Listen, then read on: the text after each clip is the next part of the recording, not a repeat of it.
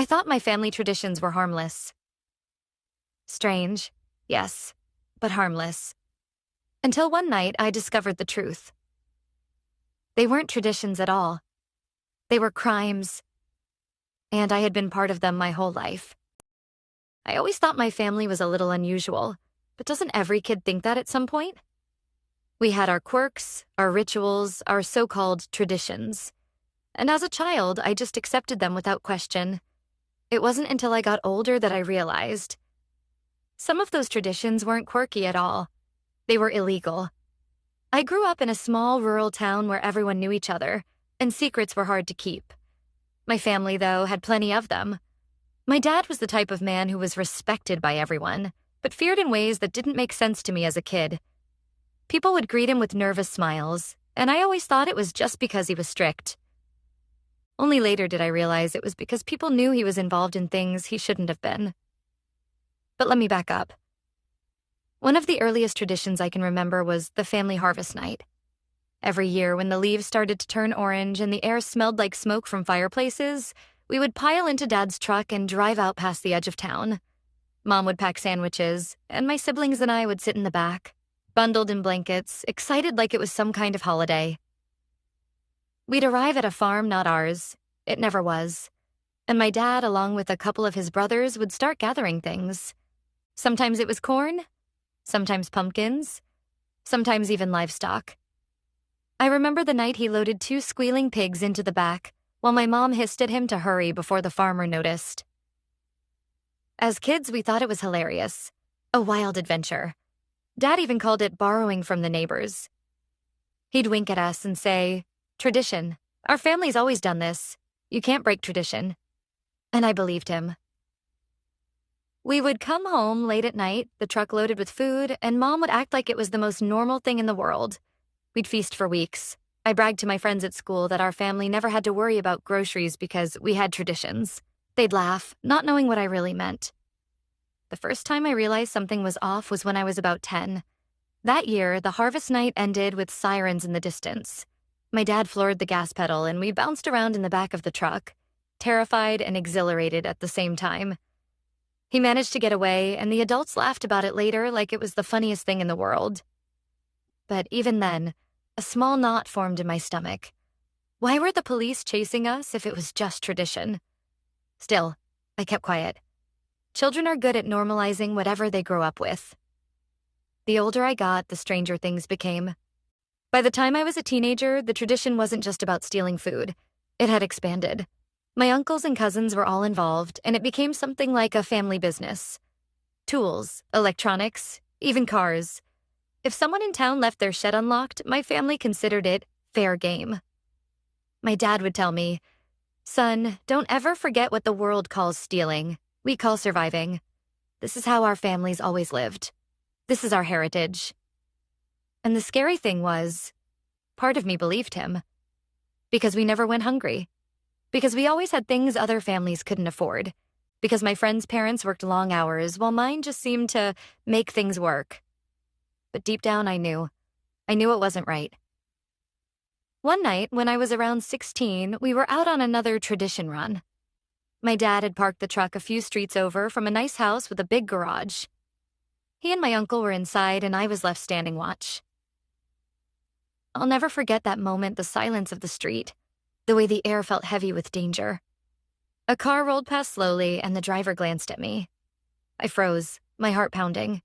The car didn't stop, but I could feel sweat trickling down my back. That's when it hit me. This wasn't fun. This wasn't a game. It was a crime. And I was part of it. The breaking point came a year later. It was supposed to be another harmless tradition. My dad had heard that a nearby farm had just bought a brand new tractor. Expensive, shiny, worth thousands. And he wanted it. We went out late at night. My uncles were there, my cousins too. It was like a family reunion, but darker. I remember my mom begging Dad not to take me this time, but he insisted. He's a man now. He needs to understand our way of life. They managed to break in and hotwire the tractor, of all things. My uncle drove it out of the barn while the rest of us loaded smaller equipment into the truck. That's when the floodlights came on. The farmer had been waiting. He came out with a shotgun, yelling, threatening to shoot. My heart stopped. My dad grabbed me by the arm and shoved me toward the truck, screaming at me to run. The next minutes were a blur. Tires spinning in mud. Shouts. My uncle swearing as he tried to drive the tractor faster than it was meant to go. The farmer firing a warning shot into the air. We got away barely, but something inside me broke that night. Tradition? No, this was insanity. I couldn't keep lying to myself. The fallout came weeks later. Rumors spread in town about missing equipment, about certain families being involved. The sheriff even came to our house one evening, asking questions. My dad played innocent, all smiles, offering him coffee like he was just a neighbor stopping by. But I could see the suspicion in the sheriff's eyes. And I could feel the fear in my chest. That night, as I lay in bed, I realized something that shook me to the core. If this continued, someone was going to get hurt. Maybe even me. And if I ever got caught, my entire future would be ruined. I had to make a choice. Stay loyal to my family and their traditions. Or break the cycle, even if it meant betraying them. I didn't sleep the night after the tractor job. Every time I closed my eyes, I saw the farmer's face in the floodlights, the gleam of the shotgun, the look of pure fury. I heard the gunshot ringing in my ears. And most of all, I felt the crushing weight of knowing that my family had crossed a line there was no coming back from. This wasn't borrowing. This wasn't a quirky family ritual. This was grand theft. And it was only a matter of time before the law caught up to us. The next morning at breakfast, Dad acted like nothing had happened. He sat at the table with his coffee, flipping through the newspaper. My mom moved around the kitchen silently, her face pale and tired. My younger siblings laughed and bickered over cereal, completely oblivious. And me? I just sat there, pushing my food around my plate, heart hammering. How could they act so normal? Later that day, I overheard my parents arguing in their bedroom. Mom's voice was sharp, scared. "You're going to get us all arrested. You nearly got our son killed last night." Dad's voice was lower, steady, almost mocking. "You think I'm gonna let our boy grow up soft? He needs to understand this family survives because we don't play by the world's rules. The cops don't touch us. They know better." That sentence stuck with me. The cops don't touch us. It was the kind of thing you only heard in movies about crime families, but this was my real life. Weeks passed, and tension hung over our house like a storm cloud. My dad was more paranoid than usual. He triple-locked the doors, kept the curtains drawn. Every time a car slowed down near our street, he stiffened like a soldier under fire. Then the knock came. It was the sheriff. My dad opened the door with his usual fake charm, but I was standing close enough to see his jaw tighten. The sheriff didn't waste time on pleasantries. He asked about reports of stolen farming equipment. He asked where my dad had been the night of the tractor theft. He asked if he knew anything. Dad lied smoothly, like he'd practiced 1,000 times. "Sheriff, you know me. I wouldn't risk my family's reputation for something like that. Must be some drifters." The sheriff didn't look convinced. His eyes flicked to me, standing frozen in the hallway. "You doing okay, son?" My throat went dry. My dad's hand clamped down on my shoulder before I could answer. "He's fine, aren't you?" I nodded quickly. Too quickly. The sheriff studied me for a second longer, then tipped his hat and left. My dad shut the door, locked it, and turned to me. His face wasn't angry. It was worse. It was cold. "You keep your mouth shut," he said quietly. "Family first. Always." I felt like I couldn't breathe. That night, I lay awake, staring at the ceiling. The sheriff's question replayed in my head. "You doing okay, son?" No, I wasn't okay. I was drowning in secrets. And for the first time in my life, I considered something that terrified me. Telling the truth. But how do you turn against your own blood? The breaking point came faster than I expected. 2 weeks later, my dad and uncles planned another tradition night. This time, it wasn't crops or tools. It was livestock again, a whole herd of goats from a farmer who had apparently insulted my uncle in town. Petty revenge, disguised as heritage. Dad wanted me to go along. "Man's work," he said. But something inside me snapped. I'm not going, I said flatly. The room went silent. My uncle stared at me like I'd grown another head.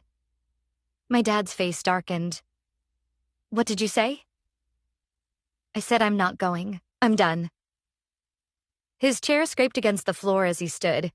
He towered over me, fists clenched. For a second, I thought he was going to hit me, but instead he leaned down until his face was inches from mine. You think you're better than us? You think the world cares about you? The world will chew you up and spit you out, boy. Family is all you have, and if you betray us... He didn't finish the sentence. He didn't have to. That night, I made my choice. I slipped out of the house after midnight and walked all the way to the sheriff's office. My legs shook with every step. My hands were clammy. I felt like everyone in town could see me, like every shadow hid one of my dad's watchful eyes. When I got there, I froze outside the door. My heart raced. My stomach churned. But then I heard my dad's voice in my head again. Family first. Always. And I whispered to myself, not anymore. I went inside. The sheriff looked surprised to see me. At first I couldn't speak. The words tangled in my throat. But then they poured out everything. The harvest nights, the thefts, the tractor, the guns, the threats. By the time I finished, the sheriff's expression was grim.